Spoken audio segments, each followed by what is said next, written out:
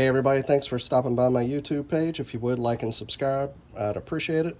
I wanted to do a follow-up video to the Advanced Angler podcast about swim jigs the other day. And excuse me, I'm a little bit sick here, but here's the swim jigs I use, more of a visual representation of it rather than just talking about it.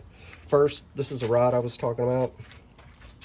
It's the Cash and Icon John Crews swim jig rod. Made in America.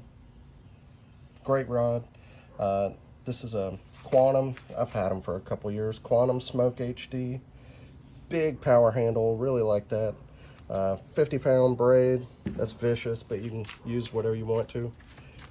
So there's two kind of jigs I use. The first are Dirty Jigs Coosa River swim jig. If you go on their site, it'll talk about Coosa River. There's a Finesse, California, no jack, and then the standard one. That's this one. The three colors I use are white, Alabama brim, and black and blue purple, something in there, doesn't matter.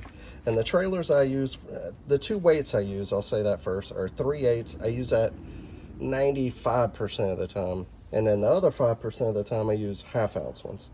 And the only time I use those whenever I'm fishing deeper submerged grass, like more in the summer, things like that. But if I'm trying to keep it up on the water column, it's almost always a 3/8.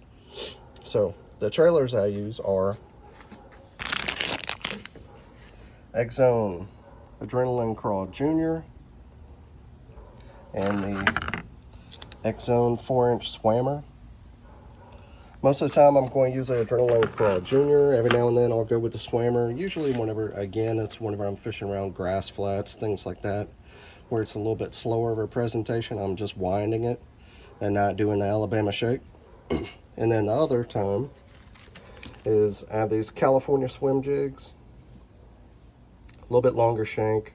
Same colors, Alabama brim, black and blue, white, some kind of shad, whatever you want.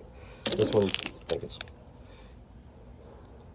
albino, white, albino. They have, just shad pattern, whatever you want. They have some glimmer shads, some lighter ones if you have less stain in the water. And then I would use a 5.5 inch. It's called the Mega Swimmer. It's just like that, except bigger. I don't have any out there in the front compartment of my kayak, and I'm not unstrapping it, because I'm going fishing tomorrow up on Gunnersville to get some out, but you can look them up. 5.5 inch X-Zone Mega Swimmer. The three colors for this, I use it's called Bluegill. You can use Bluegill or 309. And then in the Adrenaline Crawl, also it's 309 in light colored water. Darker colored water, low light conditions, black and blue, purple.